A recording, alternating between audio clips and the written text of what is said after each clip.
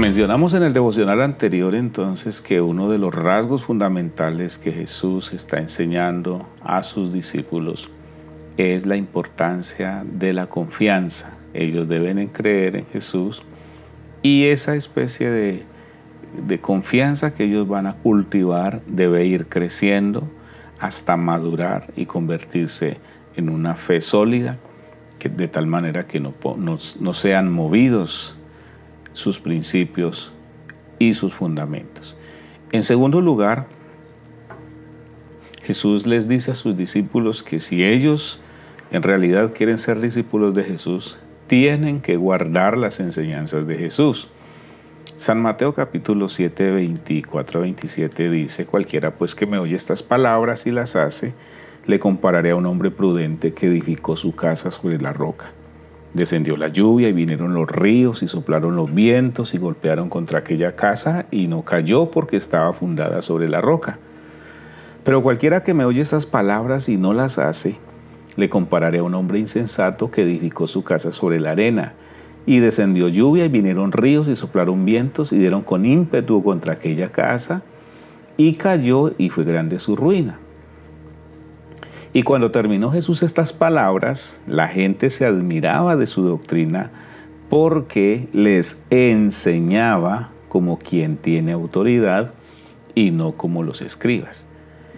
Entonces, las enseñanzas de Jesús tienen una característica especial. ¿Cuál es esa característica? Primero, que Jesús las enseña desde su vivencia, desde su práctica cotidiana. Y también que sus enseñanzas deben ponerse en práctica. Entonces el término común es práctica. Son prácticas en la vida de Jesús y deben ser prácticas en la vida de sus discípulos. Entonces hay que tener muy en cuenta algo que el evangelista Mateo hace un punto de diferencia muy marcado. A los que están afuera, es decir, a los que no conocen a Jesús, a quienes necesitan tomar una decisión por Cristo, a ellos les predica el Evangelio, se les proclama las buenas nuevas. Pero a los discípulos Jesús no les predica, en realidad Jesús les enseña. Y las enseñanzas que Él da son enseñanzas, como ya leímos en el texto de San Mateo capítulo 7, son enseñanzas con autoridad de parte de Jesús.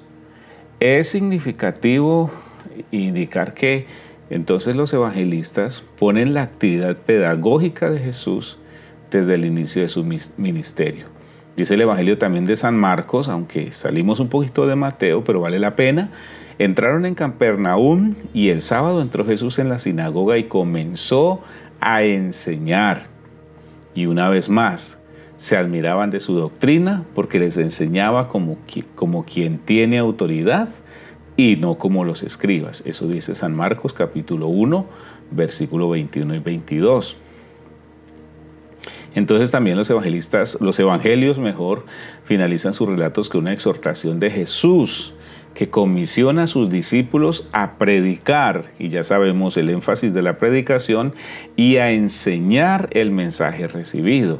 La predicación para aquellos que necesitan escuchar o que por primera vez escuchan la palabra del Evangelio, y la enseñanza para aquellos que han decidido seguir, es decir, convertirse en discípulos de Jesús, o es decir, empezar el camino del discipulado. Y a ellos les dice: id a hacer discípulos a todas las naciones, y entre esas actividades que hay que hacer con esos discípulos es enseñándoles que guarden todas las cosas que os he mandado, y aquí yo estoy con vosotros todos los días hasta el fin del mundo.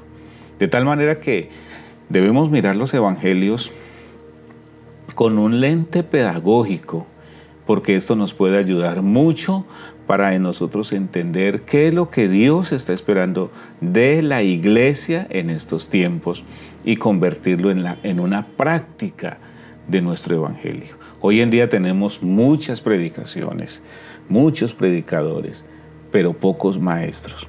porque el maestro, bueno, no va a hacer un trabajo con grupos muy grandes, porque el maestro va a tener que usar otras herramientas, no solo su voz y el micrófono, sino otros recursos que ayuden para fortalecer la enseñanza.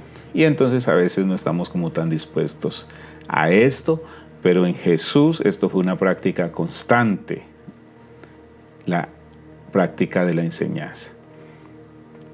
Entonces, para nosotros esta es una tarea muy importante. Debemos someternos entonces a estar bajo la enseñanza de alguien que va adelante de nosotros, que nos instruye, que nos orienta, que nos ayuda a comprender claramente el camino del Señor si es que queremos ser discípulos de Cristo.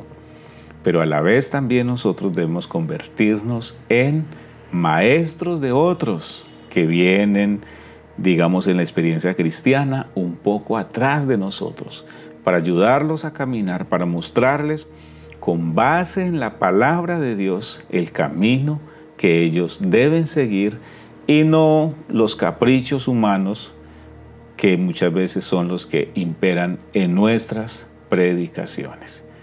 Amados mis hermanos, que Dios les bendiga ricamente.